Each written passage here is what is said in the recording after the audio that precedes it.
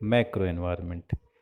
So we will study about what is what is the definition of business environment, what is the classification of business environment, what is micro environment and what is macro environment. So firstly we will see about what is the definition of business environment. So the definition of business environment.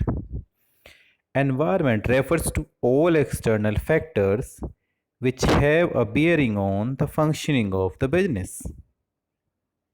Again, I am repeating environment. What is environment? Environment is called as surroundings, which is happening around you, that is called as environment. Environment वो होता है आपके आसपास क्या हो रहा है, business के आसपास क्या हो रहा है, उस सब के बारे में आइडेंटिफाई करना, that is called as study of business environment.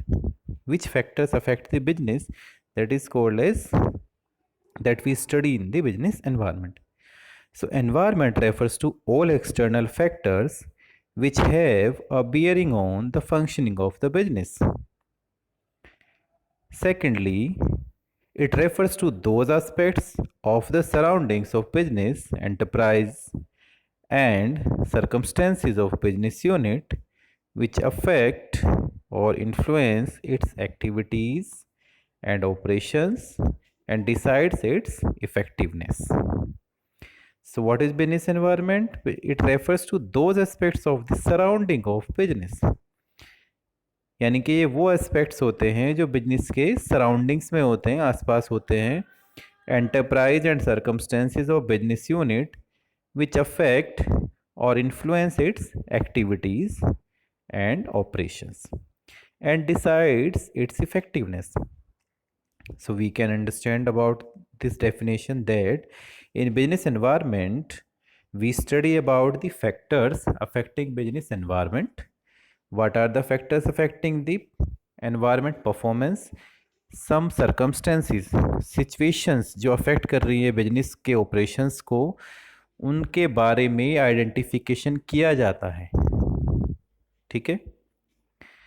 Then what is micro environment? We can divide business environment into two parts, micro environment and macro environment, right?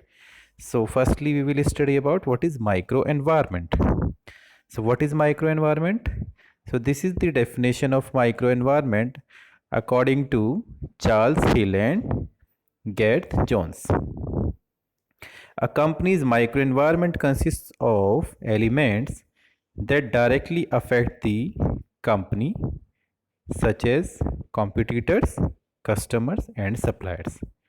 So micro environment क्या होता है? जो directly affect करता है business को, उसको हम micro environment कहते हैं. जैसे कि कंपटीटर्स हो गए, कस्टमर्स हो गए या सप्लायर हो गए. Thus, microenvironment consists of all those factors which directly affects its functioning. It includes, so these are the some elements of microenvironment. The first is suppliers, second is competitors, third is laborers, fourth is business associates, fifth is customers, number 6 investors and stakeholders, and number 7 regulating agencies. So these are the factors which affect the business internally. So that is called as micro environment, or directly these factors affect the business. So first factor is suppliers.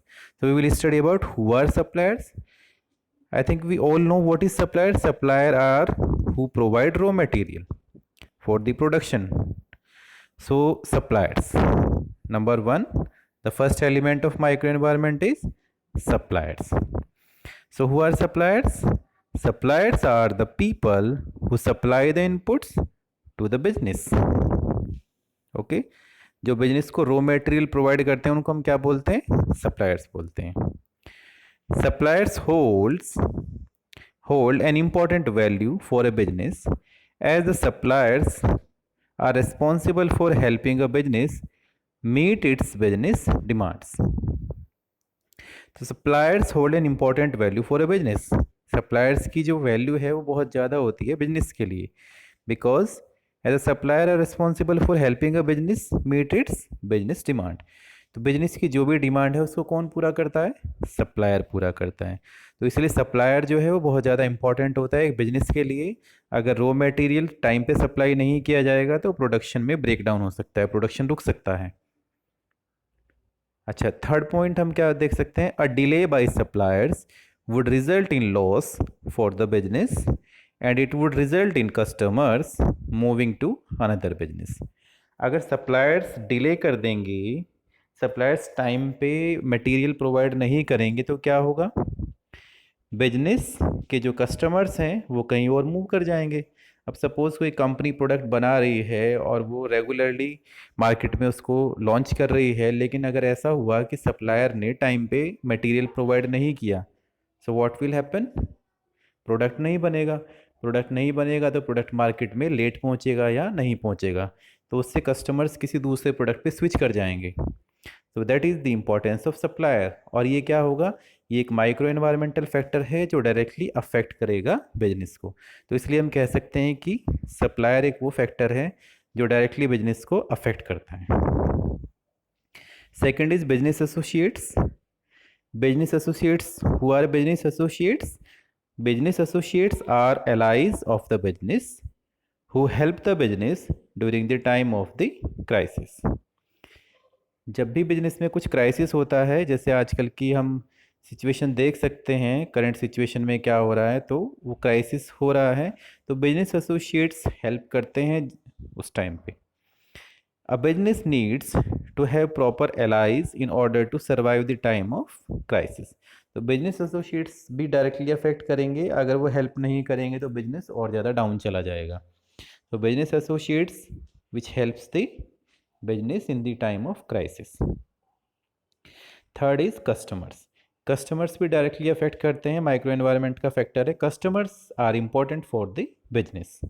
Thus, a business is very much influenced by the customers' taste and preference, right? Customers तो सबसे ज़्यादा important है, product जो बनाया जा रहा है वो कस्टमर्स के लिए ही बनाया जा रहा है, तो इसलिए customers are important for the business.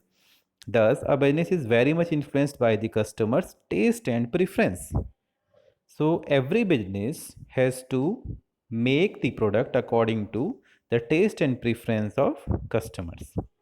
और टेस्ट एंड प्रेफरेंस के अकॉर्डिंग होगा तो कस्टमर्स उसको बाय भी करेंगे, सेल भी बढ़ेगी, प्रॉफिट भी इंक्रीज होगा। A business needs to take into account the taste and preference of the customers, right? Next point is competitors. Competitors play an important role for a business. Competitors को देख के strategies को change किया जा सकता है, एक बिजनेस चेंज करता है स्ट्रेटजी को, तो competitors also play important role which is directly affect the business. Micro environmental factor है। A business needs to carefully analyse its competitors strategies. अगर कॉम्पिटिटर ने प्राइस कम कर दिया है तो बिजनेस को भी प्राइस कम करना पड़ेगा, या फिर उसको कोई स्ट्रेटजी लगानी पड़ेगी जिससे कि वो अपने प्रोडक्ट को मार्केट में बनाए रखे। So business needs to carefully analyze the competitors' strategies in order to develop counter strategies and deal with the competition well. Competition में बने रहने के लिए क्या करना पड़ेगा? कॉम्पिटिटर को समझना पड़ेगा उसकी स्ट्रेटजी क्या है। A competitors strategy when carefully analysed becomes an opportunity. कई बार क्या होता है, जब हम कॉम्पिटिटर की स्ट्रेटजी को अच्छे से समझ लेते हैं तो वो एक बिजनेस के लिए अपॉर्चुनिटी का काम करती है। Then laborers. Laborers help a business in producing goods to meet the demand. Labourers जो हैं वो बिजनेस में जो भी प्रोडक्शन होता है, जो गुड्स बनाए जाते हैं उनकी डिमांड को फुलफिल करने में हेल्प करते हैं। Labourers are responsible for production of quality goods and this are very important for the business. So these are very very important for the business. A business needs to manage its labourers well and keep them satisfied, otherwise there would be strikes and lockouts which would affect the business negatively। तो अगर labourers को satisfy नहीं रखा जाएगा, labourers को ध्यान से नहीं रखा जाएगा तो वो क्वालिटी प्रोडक्ट नहीं बनाएंगे और बिजनेस को नेगेटिवली अफेक्ट भी होना पड़ जाएगा, स्ट्राइक्स कर देंगे वो, तो उनको टाइमली सैलरी, वेजेस, टाइमली दे देनी चाहिए, उनको फ्रिंज बेनिफिट्स जो भी होते हैं वो टाइमली दे देनी चाहिए, बोनस, ये सब चीज़ें उनको प्रोवाइड कर देनी चाहिए, तो उनको मोटिवेशन मिलता रहेगा। Then next is regulating agencies. अब बिजनेस को स्टार्ट करने के लिए कोई ना कोई रेगुलेटिंग एजेंसीज के अंडर में कोई लाइसेंस लेना पड़ता है। तो ये रेगुलेटिंग एजेंसीज हैं जो बिजनेस को रेगुलेट करती हैं, चलाती है, जैसे कि गवर्नमेंट बहुत सारे बिजनेस को रेगुलेट करती है, गवर्नमेंट ने बॉडीज़ बना रखी हैं। So regulating agencies are the government agencies responsible for the implementation of the rules and laws related to businesses। तो रेगुलेटिंग एजेंसीज क्या हैं? गवर्नमेंट एजेंसीज होती हैं। For the implementation of rules, जैसे regulating agencies ensures that a business abides by all the laws of the states. For example RBI. तो RBI क्या करती है? किसको रेगुलेट करती है? बैंक्स को रेगुलेट करती है। जितने भी बैंक हैं, मॉनेटरी पॉलिसी बनाई जाती है आरबीआई के थ्रू। तो जितने भी बैंकों के लिए पॉलिसी बनाई जाती है, आरबीआई उसके लिए एक रेगुलेटिंग एजेंसी है। IRDA, insurance regulatory and development authority, ये एक ऐसी बॉडी है जो इंश्योरेंस जितने भी इंश्योरेंस कंपनीज हैं उन सबको रेगुलेट करती है, इसलिए इसको insurance regulatory and development authority कहते हैं। SEBI, securities exchange board of India, जितने भी बिजनेस हैं उन बिजनेस को जो securities exchange board of India बनाया हुआ है, तो ये सबको रेगुलेट करने का काम, जो भी एक्सचेंज होता है या जो भी बिजनेस किए जाते हैं उन सब के लिए SEBI is responsible. Then investors and stake holders, micro environment का लास्ट फैक्टर है investors and stake holders. Investors and stake holders closely monitor each and every activity of the business.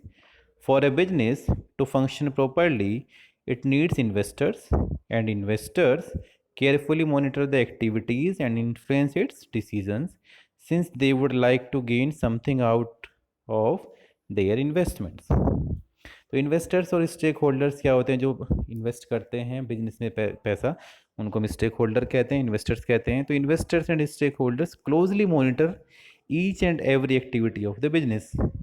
अब जो स्टेक होल्डर होंगे, इन्वेस्टर्स होंगे, तो वो ये देखेंगे कि प्रॉफिट हो रहा है या नहीं हो रहा है बिजनेस को, तो वो हर एक एक्टिविटी को मॉनिटर करते रहते हैं। And for a business to function properly it needs investors. तो अब बिजनेस को अच्छे से फंक्शन करना है तो इसको इन्वेस्टर्स तो रिक्वायर्ड होते ही होते हैं। And investors carefully monitor the activities and influence its decision, since they would like to gain something out of their investment, जिससे कि उन्हें कुछ मिलेगा। Thank you, and we will discuss about the macro environment in the next lecture.